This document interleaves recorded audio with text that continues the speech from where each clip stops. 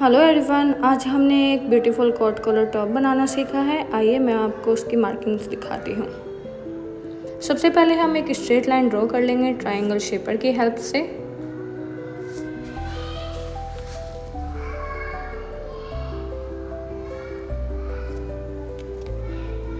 उसके बाद हम जैसे आपने देखा होगा कि जब भी हम कोट बनाते हैं, कोट कॉलर बनाते हैं, तो आपने देखा होगा कि हम जब उसमें बटन लगाते हैं तो उसका एक साइड दूसरे साइड के ऊपर आता है। तो उसी मार्जिन के लिए हम 1.5 का मार्जिन यहाँ पर रखेंगे। 1.5 पर हम मार्किंग कर लेंगे।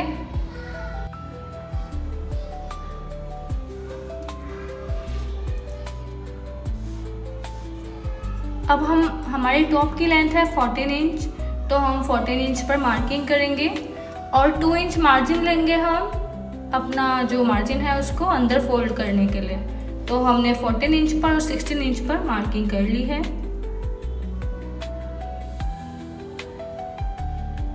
अब हम ट्रायंगल शेपर की हेल्प से पहले 16 इंच पर एक स्ट्रेट लाइन ड्रॉ कर लेंगे और फिर 14 इंच पर एक स्ट्रेट लाइन ड्रॉ कर लेंगे। और हमने जो मार्जिन लिया है बटन्स के लिए 1.5 इंच, उस पर भी हम एक स्ट्रेट लाइन ड्रॉ कर लेंगे।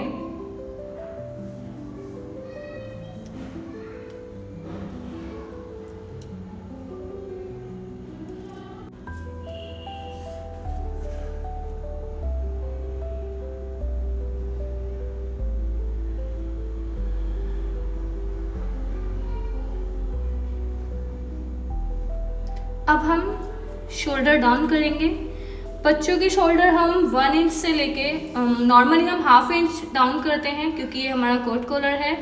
तो हम इसमें 1 से लेके 7.5 कितना भी डाउन कर सकते हैं।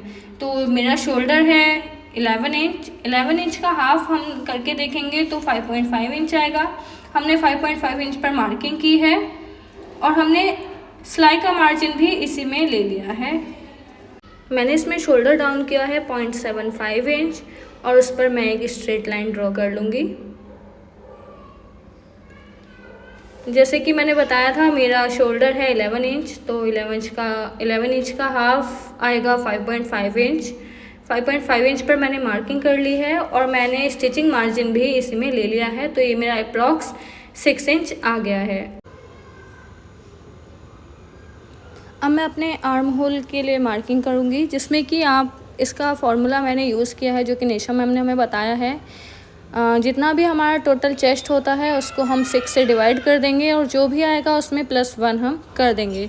तो जैसे कि मेरी चेस्ट 27 है, उसको मैं 6 से डिवाइड करूँगी और उसमें मैं +1 करूँगी। तो मेरा जो आएगा वो डिवाइड करके आएगा 4.5 और +1 करके 5.5 आएगा। मैंने उस पर एक मार्किंग कर ली है और एक स्ट्रेट लाइन ड्रॉ कर ली है।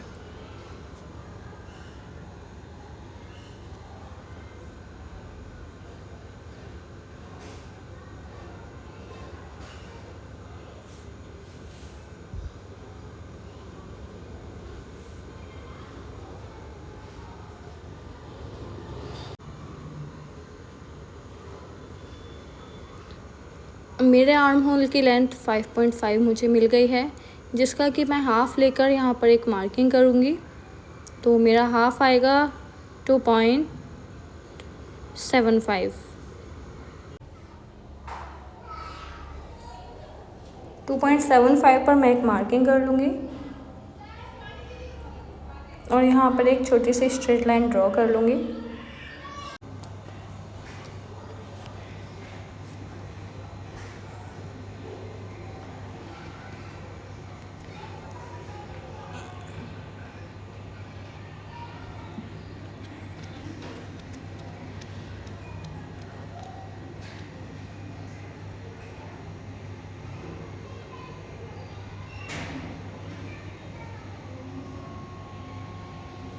अब मैं अपने फ्रंट क्रॉस का यहाँ पर मार्किंग करूँगी। मेरा फ्रंट क्रॉस 10 है, तो मैंने 5 पर मार्किंग की है और मैं स्टिचिंग मार्जिन भी इसी में ऐड कर लूँगी। तो मेरी फ्रंट क्रॉस की मार्किंग हो गई है।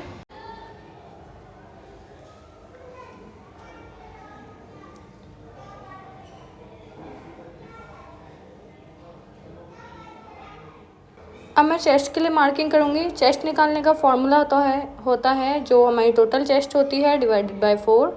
तो मेरी टोटल चेस्ट है 27 और मैं मार्किंग करूँगी।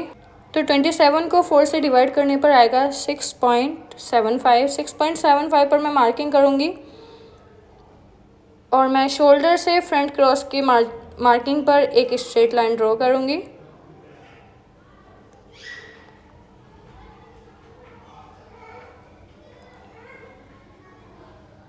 उसके बाद मैंने लूजिंग भी इसमें ऐड कर ली है अप्रॉक्स 0.25 और मैंने आर्म होल फ्रेंच कर्व की हेल्प से अपने आर्म होल की शेप दे दी है।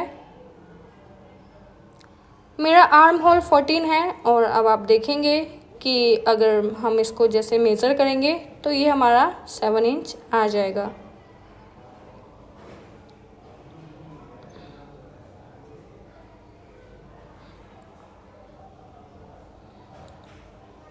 उसके बाद हमारा वेस्ट साइज़ है 25 को भी हम 4 से डिवाइड करेंगे तो हमें मिलेगा 6.25। 6.25 पर मैं यहाँ पर मार्किंग करूँगी और मैं थोड़ी सी लूजिंग ले रही हूँ इसमें। अब हम एक सीधी लाइन यहाँ पर ड्रॉ कर देंगे अपने चेस्ट की मार्किंग से और वेस्ट की मार्किंग तक।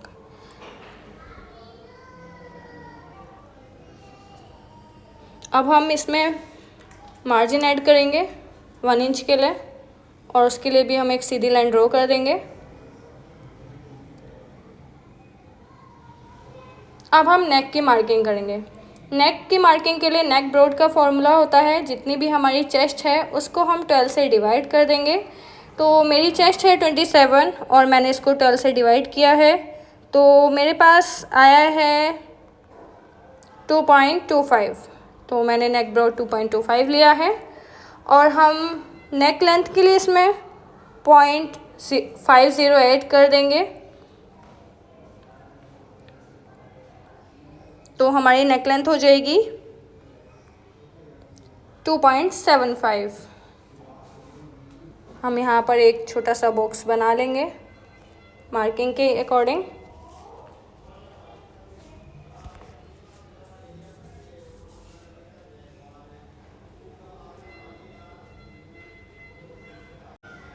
और इसके बाद जो हमने शोल्डर डाउन के लिए मार्किंग की है 0.75 पर, नेक से शोल्डर की साइड हम उसको डाउन करके एक स्ट्रेट लाइन ड्रॉ कर लेंगे।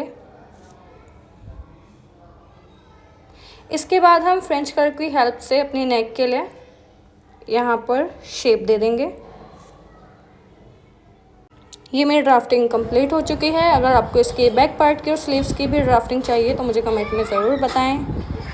Thank you so much.